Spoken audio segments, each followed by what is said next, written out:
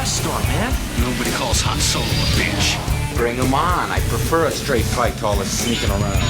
I don't know where you get your delusions, laser brain. Oh, come on, bro. It's the wars.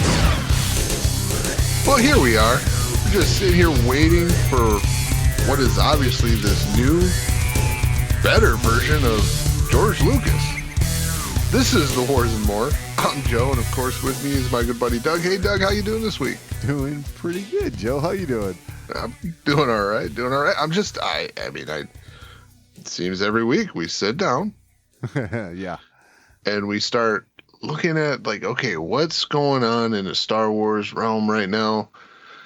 And we see the flavor of the week that the Acolyte is going to do better than Star Wars has ever done before. This is true. And I'm like, okay. So what I gather here is that the people working on this don't like Star Wars. I would have to say because they're trying to fix everything about it that sucks. And the reason why it's so popular is that it sucks so bad. That's right. Yeah. It's like we're about to fix your B films for you, people. Right.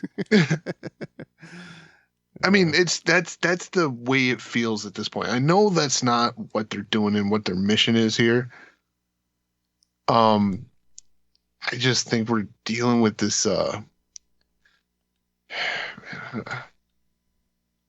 this desire to be like, oh yeah, we're doing what they've never done before, and yeah, this is going to be better. This is TV. Right. You don't have the budget to beat Star Wars. Not to mention, I don't know. I really grow, I don't want to say tired, but it's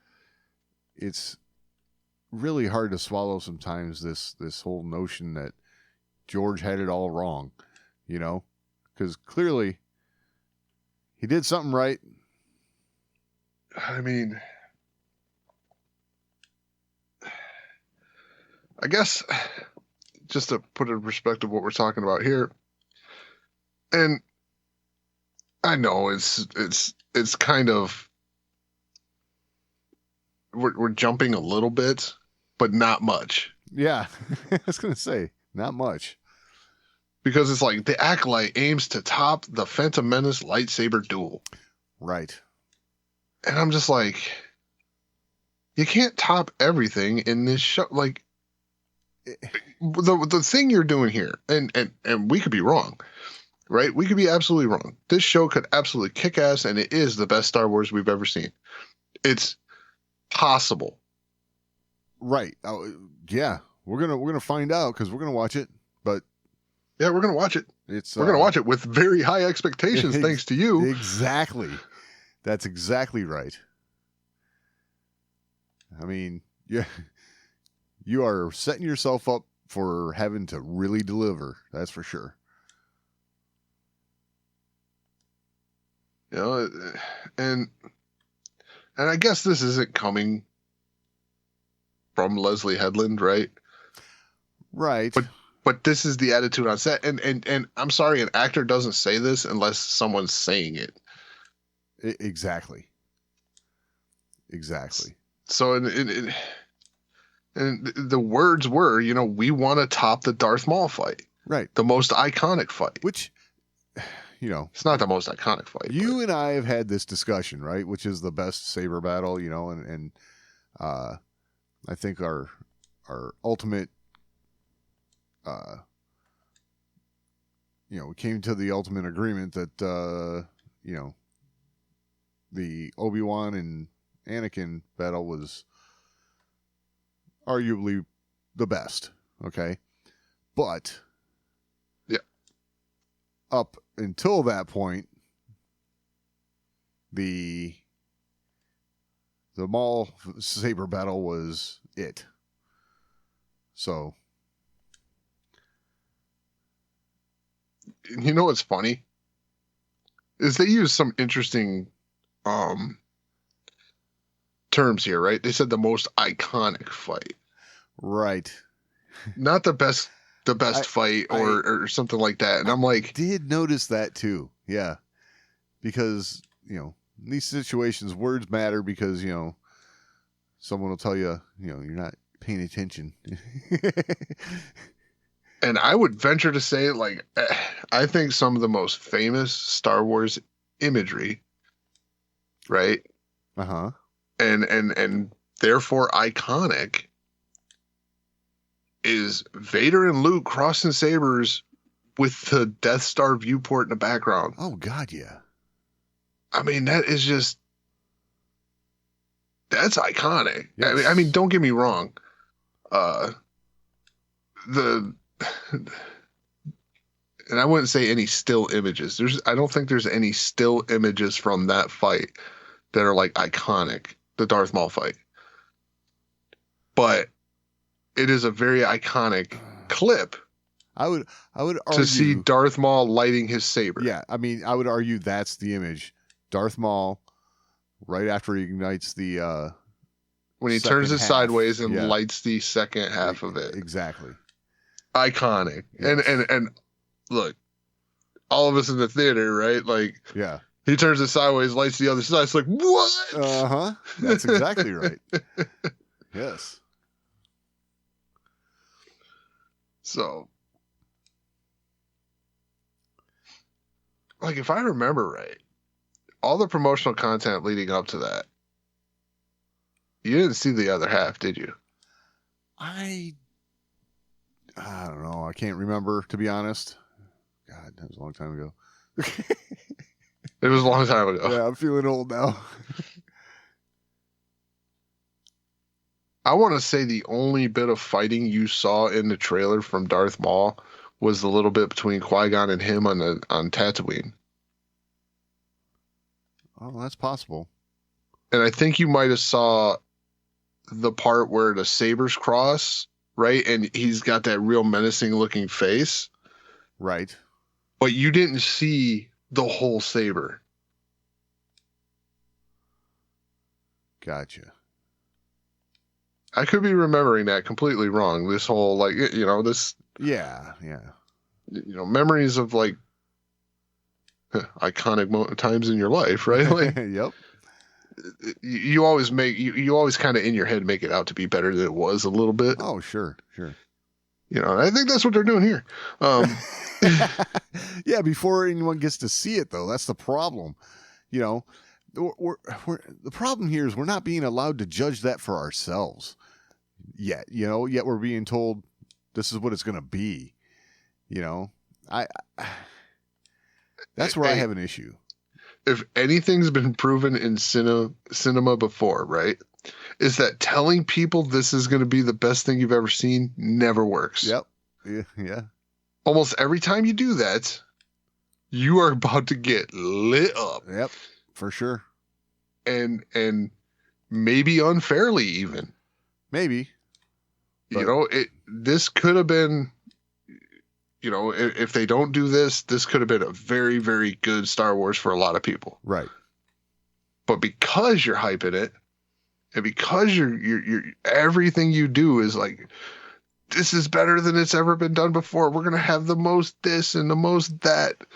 We're not going to have any guns, but we're going to have all this cool stuff, right? Like, right. When you're just pumping it, and talking about how great it is and how it's going to change the game, people are coming in there looking for that great and change the game. And if it doesn't deliver and when you pump it like this, it's got to deliver on every single aspect of the. Yeah. Like, sorry. Ugh. No, sorry, I had a burp there.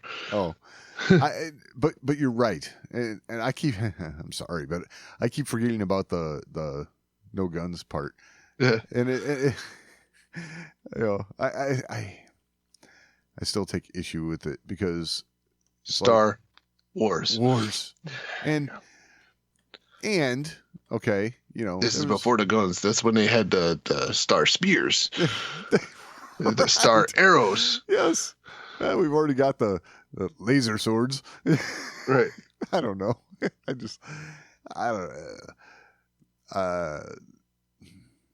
I think I mentioned before, there was a differentiation like with between blasters and guns in Very much so. when you're a kid, right? And it's like you had the ability to differentiate, you know, this is a thing that doesn't exist, right? It's a blaster. You know, and then when you had a cap gun or something like that, it's like, okay, this we have to treat differently. You know what I mean? As kids, you know, you're not dumb, you know? So I don't know. Man, this is one of those times where I wish I had the clip from Jay and Silent Bob to just fire off right now. Oh, yeah? It's not real, man. We're talking about fictional characters. Fictional characters. Right. Ben Affleck, one of his best lines in film. Oh, yeah. For sure. Yep. I just, all I can say is I hope they are right. I mean, you know, I get it that this is an actor talking and this is, you know, like you said, it was discussed on set. Here, let's read a little more here just to see how different it is, right? Okay. And you know, you can really see after reading this how different it really is going to be. Our incredible stunt team created this kind of fusion of different martial arts, and we were really trained in how to use the sabers. Huh. You mean like they've done every time in Star Wars? Yeah. I mean, like, how well trained? Like, since you were a kid, like Ray Park, or right? Exactly. You know, like... Yeah. There's this thing where they hire people who've been doing this their whole life because they're good. Right. And you know what? If you look in like behind the scenes stuff, you'll see Ray Park has like black eyes and stuff. That's because the people he's working with don't know what they're doing. Exactly. Yes. It wasn't because they like got him. No, he executed the right move. They didn't. Yep. It's kind of how that works. I mean, yeah. Because, like, let's be real. In a real, like, sword staff fight, Ray Park is kicking Ewan McGregor's ass, dude. Oh, there's no doubt. No doubt. But they feel very comfortable with the sword now. Yes. So I hear that and I'm like, you're acting like you're the first ones that brought in a martial arts team and like fuse together different martial arts to make a lightsaber battle. Right. I mean, they literally just did that in The Last Jedi, and I'm going to give tons of credit to that lightsaber sequence. Oh, yeah. And the choreography and all that stuff that was mixed into different fighting styles with different weapons. Yep. And the proper usage of those weapons. That for all of the, I don't want to say negativity necessarily, but for any criticisms that we might have had about The Last Jedi, that fight sequence was not one of them. No, really, and I'll say this, really the sequel trilogy as a whole, there's no complaints about the lightsaber fight sequences. Right. At all. Yes. I mean, they're good. Yep. I mean, all the way down to here you have this excellent swordsman in Kylo Ren, right? Yep. In The Force Awakens. And he's getting beaten by a guy who's wielding a sword for the first time in his life. Right. Because he's injured. And he's selling the injury perfectly. Yeah. I mean, beat that. Right. Yeah. I mean, all of it. I mean, there was parts of that lightsaber battle on Starkiller Base there that looked clunky, right? And I think it was intended to, because you did have people, you know, both Finn and Rey, who were not like up to, you know, that caliber of a swordsman, you know. So, Right. I don't know. I always thought they did really good with that, with having Kylo's sword motions and everything be so smooth and fluid. Yep. You know, but like you can see the strain each time they break apart because he's like fighting it or he's punching himself in the side. Yep. I'm like, that is fantastic. Sure. Here's a guy who his power comes from his anger and stuff like that, and he's punching his wound. Yes. Yep. Like, To help I'm him. sorry, you got a lot to fight here. Like, Yeah. and it's gonna be hard to top Ray Park. I'm just saying. Unless I got Ray Park. Yeah, right. But that's the thing about it, is that they chose that lightsaber battle to kind of go after, right? And that's setting the bar really high, you know? I mean, I think maybe they picked that one because they can just make the imagery of the saber look better. I don't know. Maybe. Maybe they can kind of lean on that a little bit. Like, Yeah. oh, well, look how the saber looks. Right. Well, that was 1999, dude. Yeah. So Yeah. I don't know. I think we're in agreement though that this is it's going to have to be good. Yeah, I mean, Otherwise, you know, don't hype it up so much. if it's not, you're going to get skewered. Right.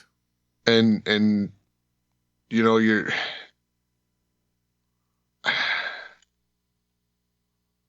setting yourself up for all the criticism that you're going to call unfair. Exactly. That's true. That's the part that you know, you got to bear that in mind, because you know, I mean, it's almost like they want the criticism to be able to look like it's unfair. right. Seems like it's intentional. Thing is, Star Wars fans are some of the most discerning fans there are, right? Like,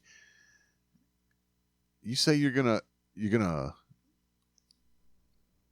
know, make a better lightsaber battle than what we all know and love already.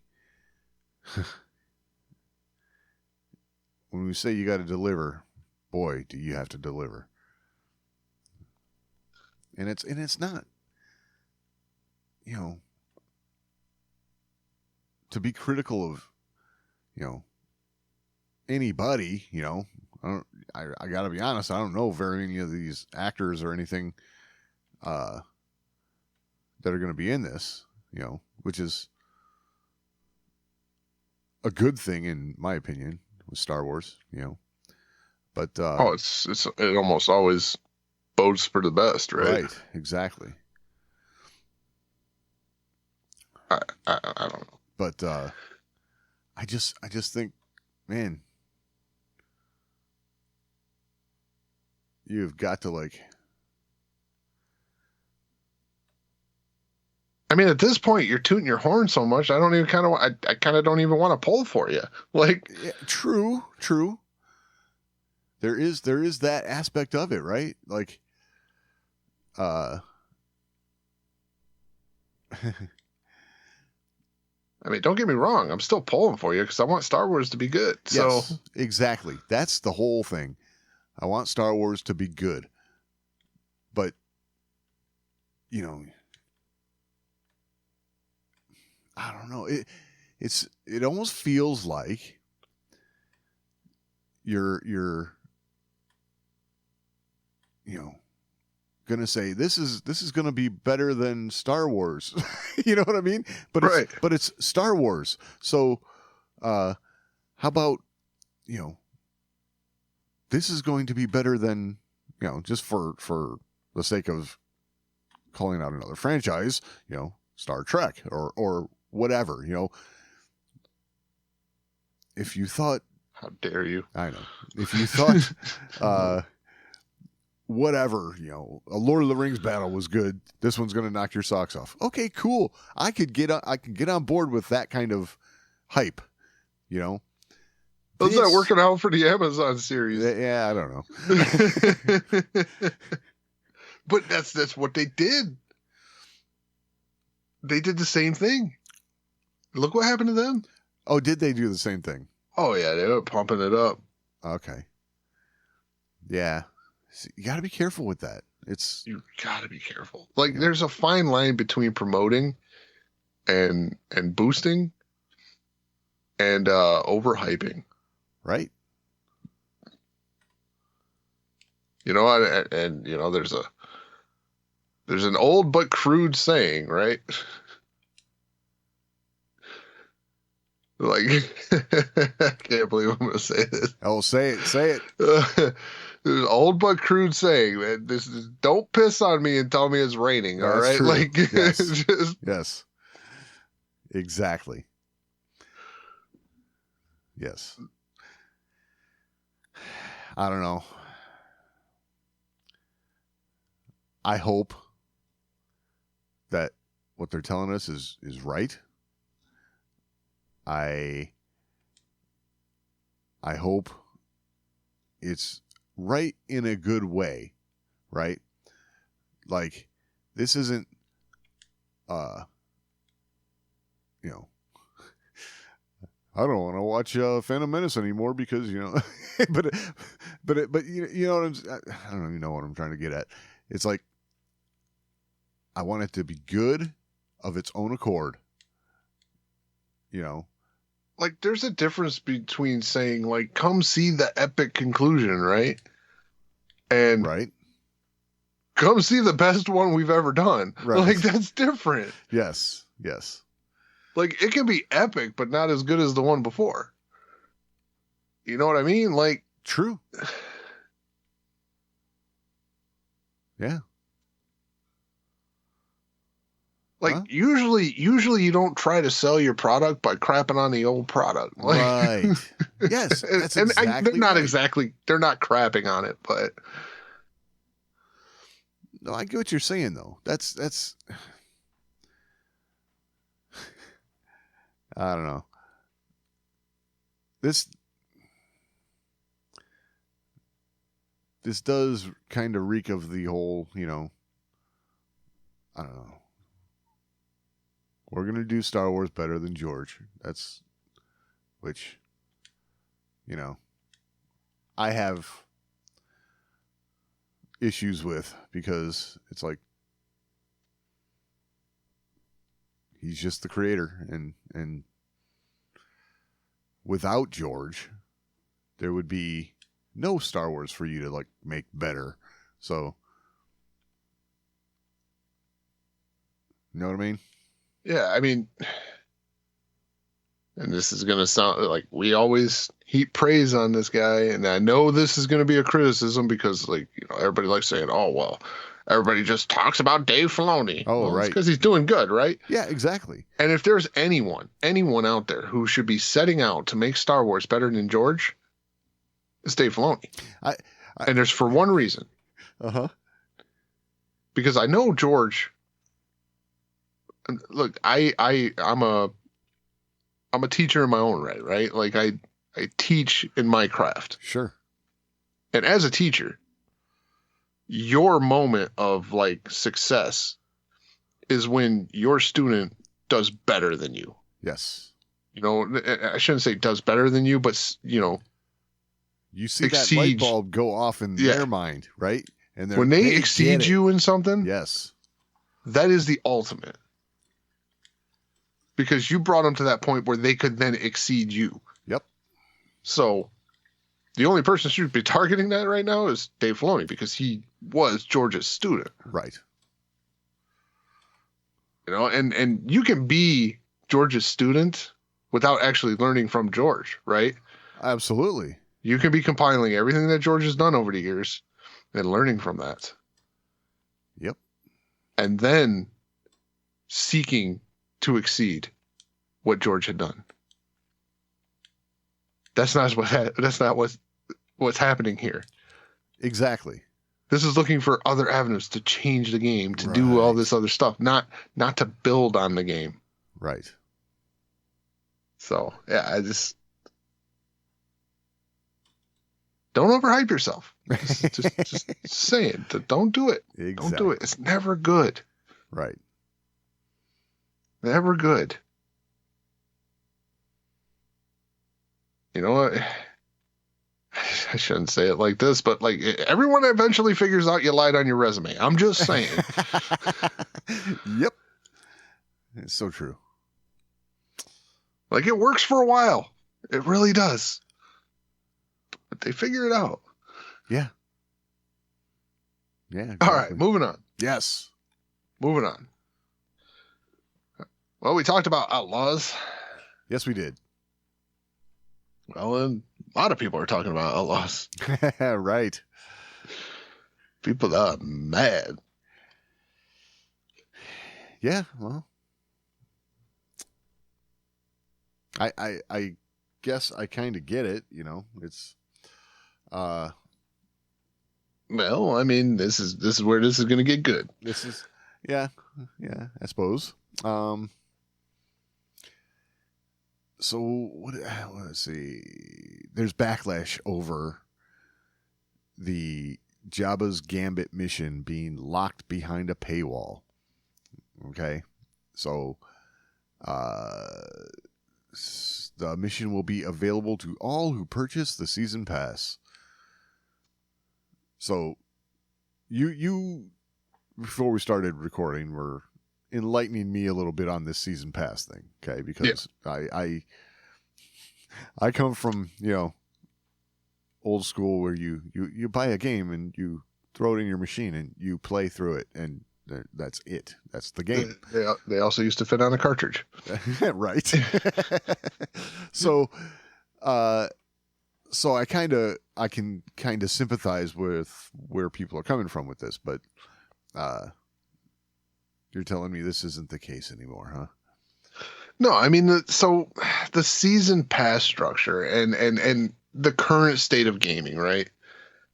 Yeah. It's a thing. It's everywhere. It's literally everywhere. Do I agree with everything they do with season passes or premium content? You know, bonus content, add-on content? No. But you got to understand that there's going to be things like missions, character boosts, you know, things that are going to be in the season pass. Because, well, I mean, let's look back at some of the other games, right? The games that you're used to playing, right? Like we can go back all the way from Atari to Xbox, right? Yeah. And I want you to think about what kind of updates and things like that were coming with your games. Quality of life updates, right? Quality of life updates, like yeah. So like if there's a bug in the game and it sucks, well, this game sucks. Yeah, they fix them now. Okay, fine. I'm gonna paraphrase what I heard somebody say a couple weeks ago or a week ago or whatever. I think it was, Ubisoft, it'll be playable by October, right? Oh yeah. I don't dispute that. I don't dispute saying that. And I'm going to tell you right now, do not buy this game at launch. Like, so, I mean, that's that in my mind. Okay. And believe me, I am not a game programmer, but it's like, geez, if that's a known quality control issue, geez, get that straightened out. You know, I mean, but these things are so massive now, man. Oh, sure, like, sure. I bag on them. I do. but I also see what goes into these games. And trust me, I bag on a shitty game all day. Sure. And I'll never stop letting them have it. You know, and I don't know what the situation's going to be like in Outlaws. I don't know if this is going to be, you know, kind of a single player, but yet live game to where things can be done in the world for events and things like that. Right. Because that's what they do a lot with these games now, even though it's single player, right? There's going to be times of the year where they'll put out an event or something like that that's going to happen in the game. Huh. So, like, certain games will have, like, during Christmas time, there'll be, like, a Christmas theme something going on somewhere. Gotcha. So these games, even though they're technically solo play, they're not offline. Right. And I'm assuming Outlaws is going to be the same way. That's just kind of the way things are going, where you're kind of playing online anyway. The days of the offline solo play game are almost completely dead. Yeah. That's. But with that comes a lot of development, things like that go into these things all the time. So I'm not justifying this 100%. Only by a minuscule percent am I justifying this way. But they're looking for ways to maintain the revenue stream throughout that process. Yeah. Yeah. I guess, okay, for me, okay. Let's for a second, I just want to get off of Star Wars and this game, okay, and just gaming in general. Yep. For me, gaming was a thing that was fun. You did with your friends. All the way up through, you know, say LAN parties, something like that, or just multiplayer in the same room, you know. That was a good, fun experience for me. It was being with people. You know, it just seems like it's heading That's towards... weird coming from you. I know, but people I like. How's that? Right. Fair. But I'll tell you this, like gaming, like online gaming, definitely, while MMOs and things like that had this advertisement of social, right? It's not. It's so disconnected from reality. That's my concern about it. You're dealing with people, but you're dealing with people who are in like asshole mode to the 100 degree, right? Like, it's insane. LAN parties were where it was at, man. Yeah. LAN parties were a absolute fantastic time in gaming. I mean, granted, it sucked. Like, some of the games I played, we were playing on PC, right? Yeah. So you're lugging your PC to your buddy's house. Hey, you're to play StarCraft, you know, like you're talking to, you know, a guy who used to lug a half stacked cabinet around to play. Oh, I know. So it's like, you know, whatever. You know, I know it's whatever, but like at the same time, you know, you go in, you set up your PC for a couple hours, and you tear it down and take it home. Right. And let's be honest, PCs at that time, they were way more sensitive and way more fragile. Oh, sure. There's a lot of risk to doing what we did. Oh yeah. They're a little more durable now. Yeah, that's true. But I don't know. It was a social experience for me. Oh, it was fantastic. And so and okay, so for you too. And it was about doing this thing that's fun with other people. Now, I enjoyed that aspect of gaming, okay? I am, however, primarily a solo player, right? I've said it a million times. I will play a campaign of a game, and if it's got an online aspect, I just don't even touch it, right? Right. So, but I don't know. I like the idea of these things bringing people together into a physical space, not, you know, I'm at home, you're at home, you know. It's different. It is different. It's different than it used to be. I mean, and, it's one of those things. You can always talk about the glory days, right? Like, Yeah. but it really was different. Like having played with my friends in the same room, either we're all on a bunch of different TVs with our Xboxes hooked up to different TV, which was ridiculous at that time. Like, because it's not like you could play on computer monitors like you do now, right? Yeah. Like, I could take my Xbox right now to a buddy's house very, very easily. Sure. Because I could take, a 25-inch computer monitor or 24-inch computer monitor. Yep. And my Xbox controller and cords. It's all I need. Yep. Back then, it's not like I was taking a TV with me. Right. Because TVs didn't travel like that. Yeah, all right. Exactly. So if there weren't a lot of times what you would end up having, like when you're doing Halo, stuff like that, doing it in a LAN party, 2 players on one TV, 2 players on another TV. Right. That way you couldn't screen watch. Yep. Otherwise, you all played on the same big screen TV, and you always had that one guy that you're always accusing of screen watching. Oh, yeah. Totally. But, I mean, that only worked for so long because at some point in the night, you're all drunk enough that it didn't matter. Exactly. Yes. But you're all having a good time together. That's exactly. Yeah. So, okay. Other aspect of this thing is the money part, right? Mm-hmm. And so there's an additional cost. I want to go over this simply because, I think you have an idea of what might be expected, and then they actually cover it. So you're thinking it's generally fairly cheap, right? Normally, season passes or battle passes or whatever they call them, they're usually relatively cheap. You're talking, I'd say somewhere between $5 and $15 is like the most you're going to pay for a battle pass. Okay.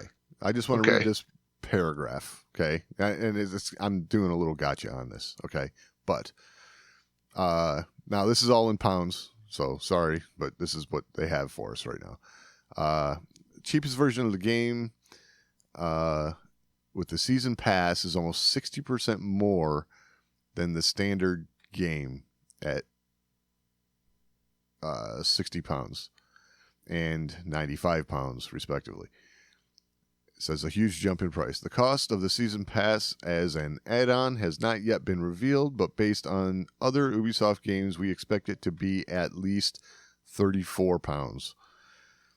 Man, I knew there was a reason I didn't play Ubisoft games. Another option is signing up for Ubisoft Plus, which gives you access to the Ultimate Edition of the game at £15 a month. Although you'll never own the game. So you don't own a game anyway. Read the EULA. Yeah, I know.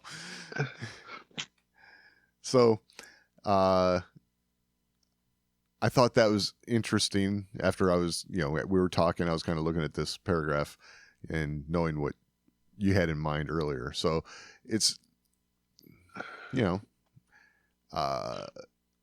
so 33 pounds. So we're talking like right around $40.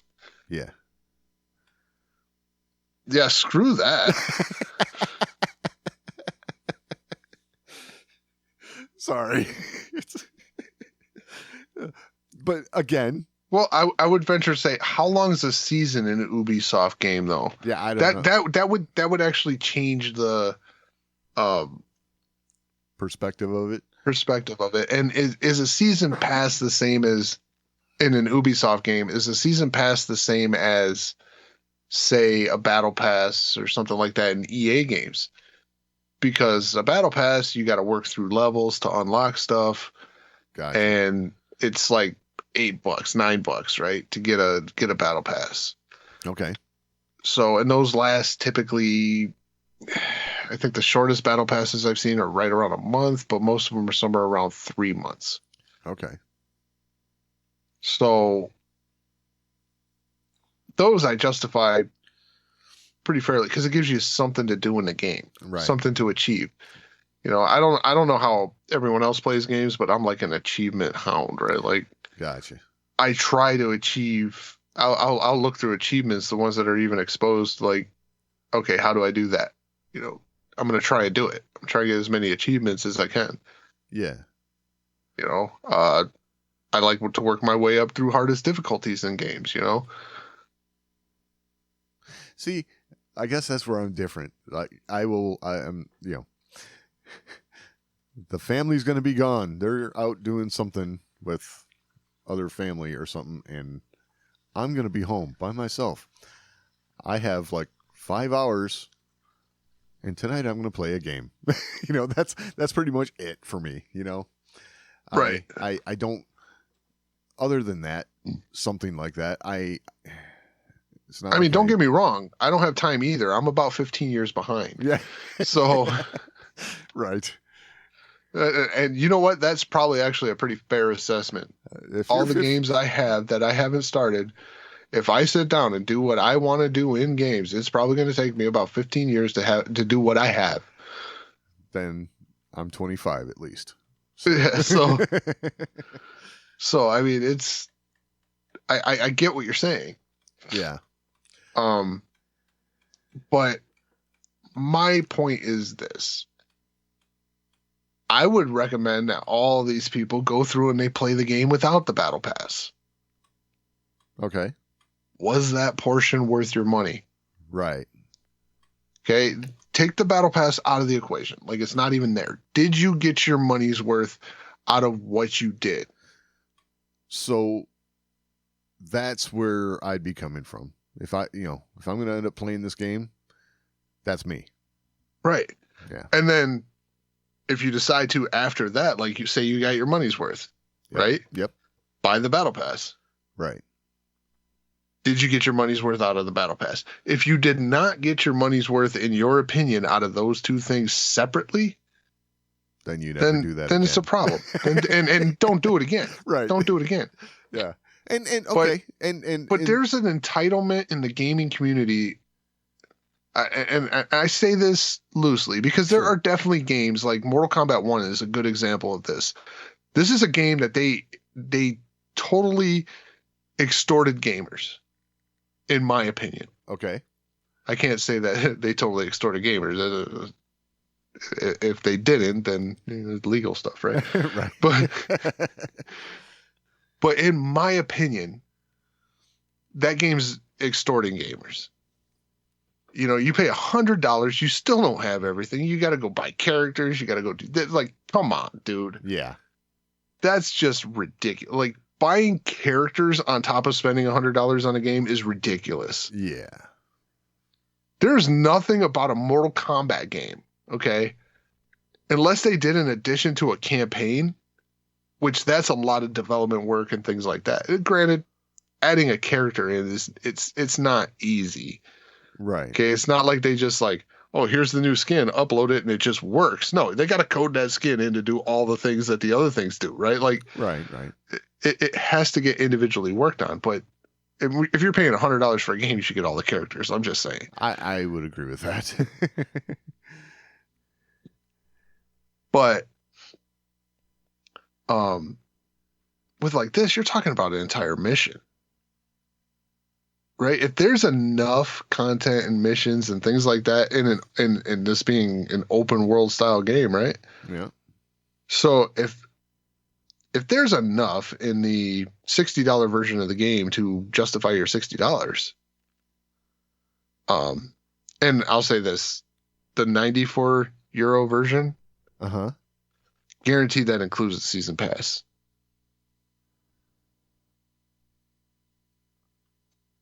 Okay. Guaranteed. There's always a ultimate edition or whatever, and it includes at least the first season pass or first battle pass or whatever, or a token that you can use on one of the battle passes that's coming out. Right. So that more expensive version of the game always includes that battle pass. Huh. If this one doesn't, it's an oddity. Okay. That's why there's usually multiple versions. Right.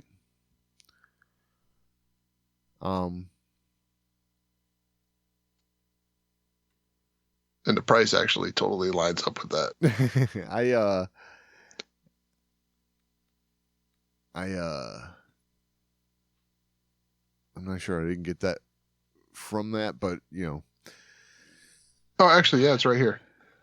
Okay. So it's the cheapest version of the game with the season pass is almost 60% more than the standard game. And that's $59.99 and $94.99 respectively. Right. So the $94.99 includes the battle pass. Okay. But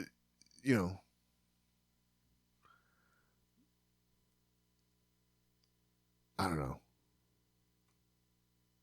I guess I'm just from a different, Yeah, like I said, it's just a way of things now. Like Yeah. Is it awesome? No. Right. But the free to play games created this environment. The huge revolution in freemium games, as a lot of people call them. Right. And that's a free to play game that you can always buy something from the store that's gonna make you better. Yeah. Yeah. Or enhance your experience. Or even down to the simple, like buying different skins. Right? Just ways to make your character look different. They nickel and dime every aspect of gaming now. But as a gamer who's been around for a long time, played a lot of games throughout the years, and as gaming's evolved, you're not getting the same thing you would have got, 15 years ago, 10 years ago even. Right. It's a different experience. And when it's a crappy, unpolished, not worth it game, yeah, you should absolutely complain about it. But when they throw a quality product in front of you and you have to pay a little more to enjoy the entirety of a quality product, you shouldn't be upset about that. Because it is, you see it as a quality product. Yeah. If you're thinking that, like, because of Fortnite every game should be free, I'm just sorry, you're wrong. Yeah. And Fortnite wouldn't exist without people that pay for it. So if everybody was a freeloader like you, then the game doesn't exist. Freeloader. It just doesn't, right? Yeah. Those games only continue in existence because people pay for them.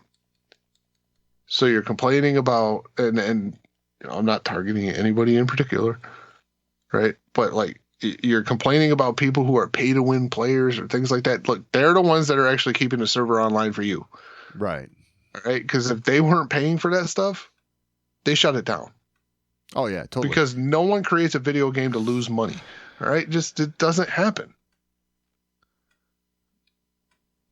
Yeah, I totally get that. I mean, it's a business. You got to make money for sure. I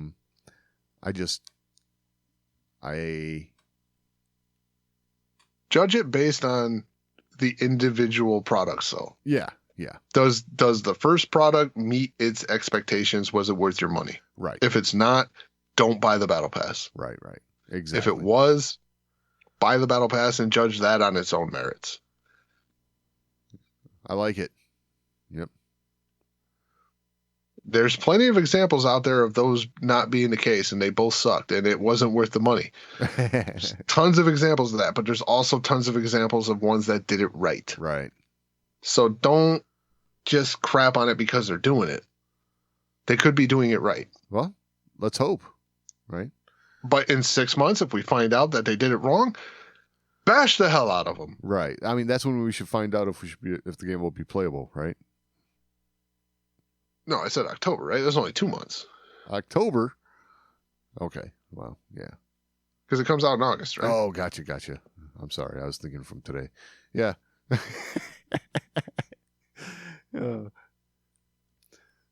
Yeah, I gave them 2 months. Yeah. I like it. I was just basing it on Wildlands. That's how it was with Wildlands for me. Gotcha. Wildlands was almost unplayable for the first month and a half. Wow. But Wildlands had a very much online element that they really, really struggled with. Same with the other Ubisoft game that I use as a great example for this was The Division. This game was absolutely broken when it came out. Wow. And I was so excited for it because it looks so cool. Like, post-apocalyptic kind of world. You're, running around trying to survive, stuff like that in like a big city. Right. It was a pandemic or whatever that was like wiping out the population. And nice. it's like, it just seemed like a cool game, kind of MMO style, but not. I like those little kind of blends. Yeah, that game was broken for like the first 2 months. And I never went back. Nice. My brother actually kept telling me, "Oh yeah, come back to The Division, man. It's good." I was like, "Nope. That game soured me so bad." Nice. That game was so busted. Wow. And he's like, Division 2 came out. I was like, "Well, I can't do that. I didn't play Division 1 all the way through."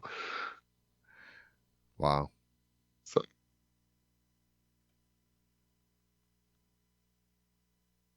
but yeah, I mean, yeah, like we said, gaming's in a different spot. Judge it after you play it. If you don't want to pay that and it's not worth it to you at all, don't do it by all means. Only pay for what's valuable to you. Right. But don't sit here and scream about it and then you're going to go buy it anyway. That ain't going to show them. All right? That ain't proving nothing to them. That's going to just telling them, "Hey, look, a bunch of people bought the game." Exactly. Yeah. You think they're looking at like your purchase and then what you said on Twitter? No. They're just looking at your money. I like your philosophy behind this. This is good. I mean, you're letting the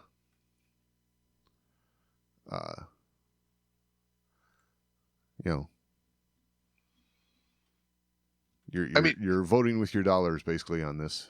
Yeah, and if they do this way wrong, don't buy a Star Wars game from them ever again. Right. Like, it's not hard, all right? Yeah. It's not hard. I mean, there's plenty of, like, Ubisoft, they don't just get my money. They just don't. They've done things in the past that I'm like, hey, it's not valuable to me.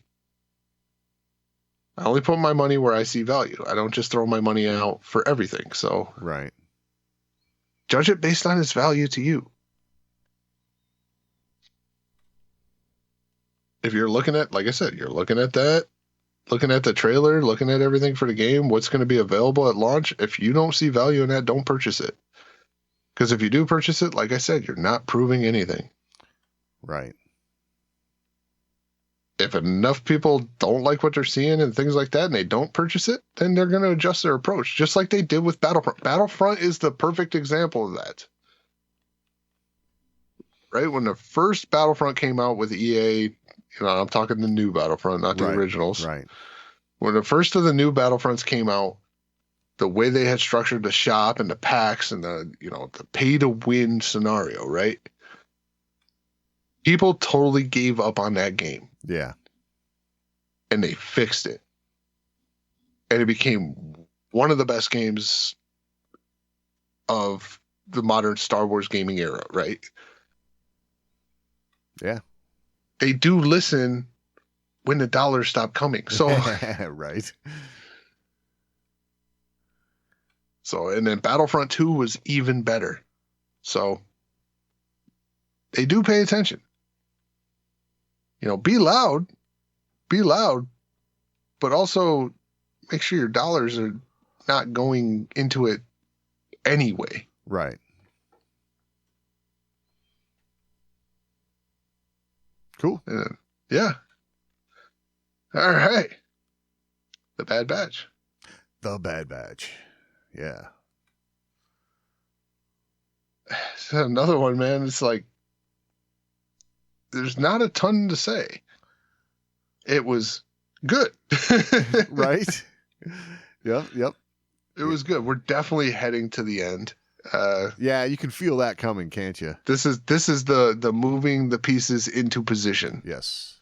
Right? You got Omega there on Tantus. She's working on escaping. Yeah. I'd say pro tip though, like when you're working on escaping, don't sit in the middle of the room and like lay your plans out in front of everything and then like, hey, look, I got this, and then like what are you doing? That was, that was almost like, are they always watching us? Because if they are, I want to show them what we're doing. And like, are they always watching us? Well, yeah. Okay, this is what I'm thinking. Right. Like, let's just lay it all out on the table. Yep. There's no way the cameras are going to pick this up. Exactly. I do like though. Are they always watching us? Yes. Every time they look up there, no one's looking at them. Right. But either way, you got Omega scheming there on Tantus. You have a pretty cool mission with literally one of their enemies at a time. Yeah. You're referring to Rampart? Yeah. Yeah. Literally enemies coming together to achieve separate goals. Right.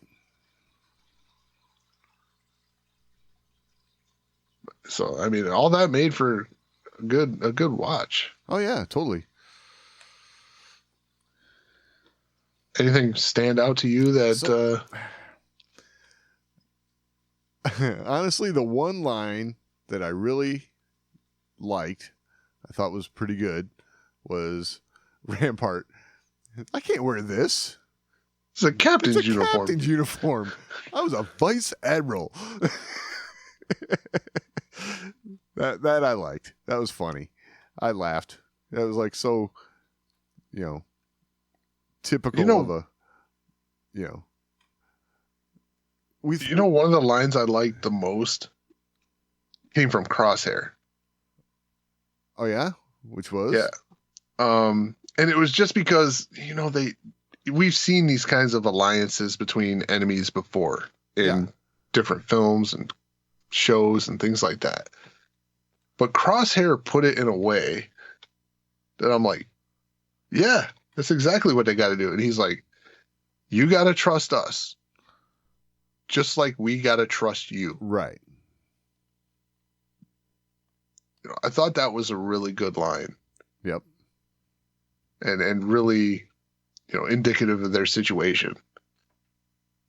Like, look, we're stepping back and having to put trust in you here, so you're going to have to throw a little back our way. Right. And Rampart's like wanting to bail like every 5 seconds. What? Yeah, I know.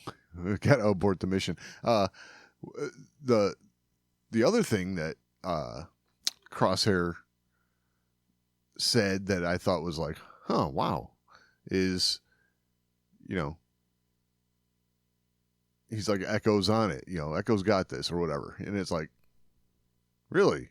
Coming from you? That's okay. When Echo was on the other ship and all that. Well, I think Crosshair, he's done a good job of falling back into form. Yeah. Yeah. Falling back into the way they do things. Exactly. And almost for being Crosshair, almost seeming to enjoy it. Yeah. Like working in that manner and not this rigid manner of the Empire.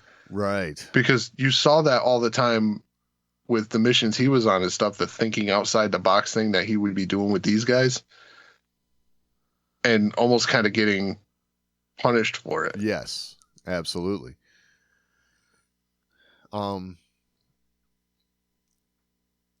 Yeah. Sorry, I'm just thinking of stuff. They go in, when they went in that control room, right? There was just the one dude at the control panel. They stun him.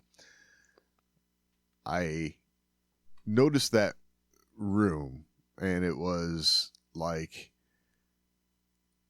it made me think of the room that Han, Luke, Obi-Wan and Chewie went into in the Death Star, because they had all the controls, and had the red panels up on the walls and stuff. Is like very reminiscent of that. So, good on them for kind of like, calling back to that. Yeah, I always thought with that room too, is like, man, you can do all that from this closet. Yeah, exactly. Right. The other part that because I watched it twice, right? But Yeah. the second time around, these guys just walk into this Imperial facility. Yes, they've got Rampart. He's all suited up. He's got his, walks in with confidence kind of thing. But you've got Echo walking around. Yes, he's in a clone trooper suit, but he's got the one mechanical arm that would be kind of a dead giveaway, I would think. I wouldn't think that the Empire would, they kind of proved it to Crosshair. It's like, if something like that were to happen to a clone trooper, well, then they just dispose of them at that point, My issue there was they spent so much time in season 2, especially, talking about the getting rid of the clone troopers. Right. And now they're just like, they're able to go in there in their clone trooper armor and walk around without anyone going, hey, what the hell are you guys doing here? Exactly. Aren't you supposed to be on Tanis? Yeah. Yeah. So, and then I love the armor, them removing the markings and stuff from the armor. Oh, I know. It's like, oh yeah, you're right. That's a great disguise. That looks nothing like your old stuff. Exactly. Yeah. We're just going to sandblast this real quick on the ship. Right.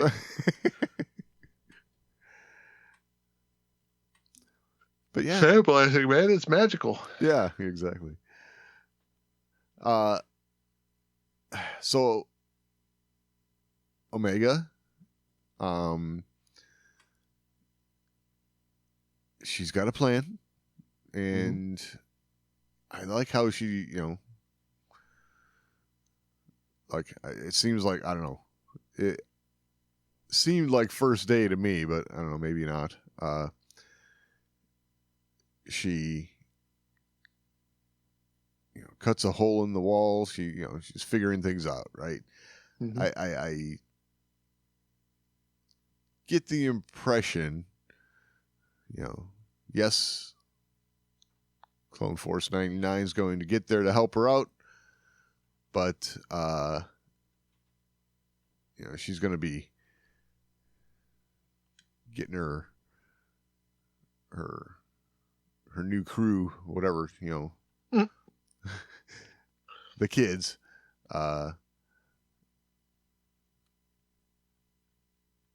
getting them out as well. You know what I mean? Oh yeah, they're definitely meeting on the outside. Yeah, exactly. So yeah, she's Shawshanking the crap out of that. Right.